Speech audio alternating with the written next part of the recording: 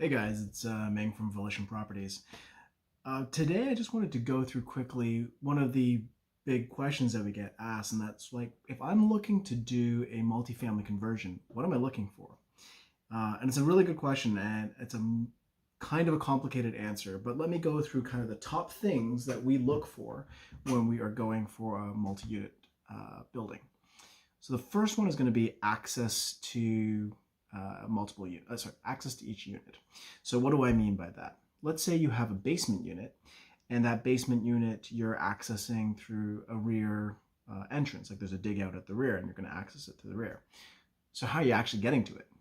Do you have to walk through it through the side of the house to get to the rear? Are you coming through a laneway?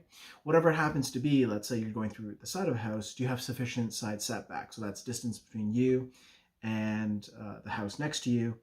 Are there any encumbrances there? Is there a right-of-way established? So we need to make sure that you have whoever's getting to that basement has kind of free and clear access to get there. There's nothing stopping them, and somebody can't put up a fence or something like that. And this is important primarily for meeting fire regulations. We have to make sure that if a fire is happening in the basement, for example, that fire crews are able to get in and they've got sufficient room to get themselves plus all their gear. The next big thing that we look for is what I'd call just raw square footage.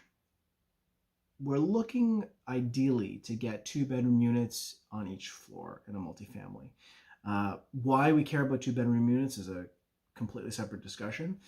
But to be able to do that, plus have a semi-sufficient amount of space to live, we're looking at a minimum 800 square feet per floor.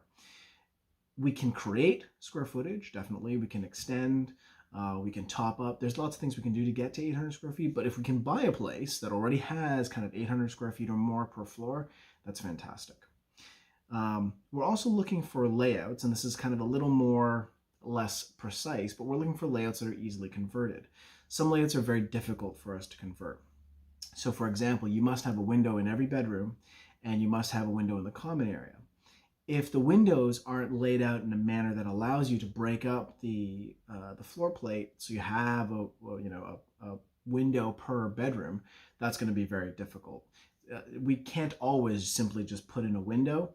It depends on a lot of things of whether we're allowed to actually add a window into a certain space. So if it's already existing, if we can break out the layout, so we kind of have a window per bedroom and a window for the general area, that's always the most ideal. We look at ceiling heights, right? We can always, again, change ceiling heights. Money solves all problems.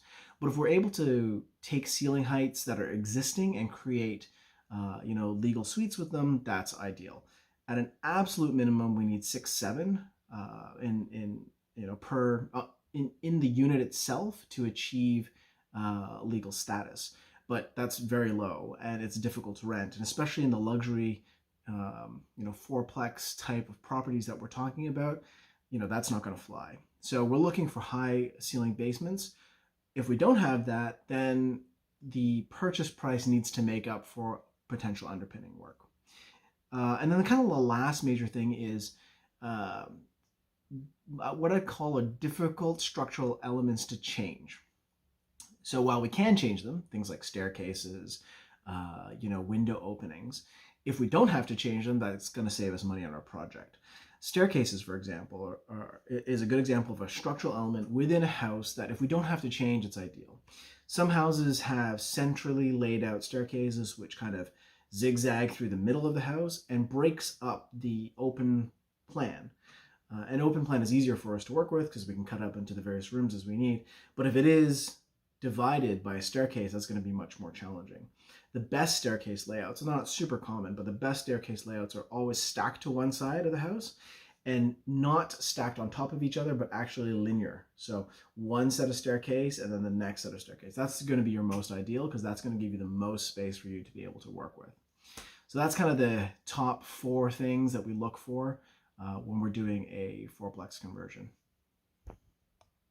Oh, and if you want to find out more, check us out at our meetup this coming Wednesday. So that's Wednesday, September 16th. We'll be actually spending a good 2 hours going to every single detail about what's required to do a multifamily conversion. You can find out information on the meetup at www.volition, that's VOLITION, prop, PROP.com. Take care.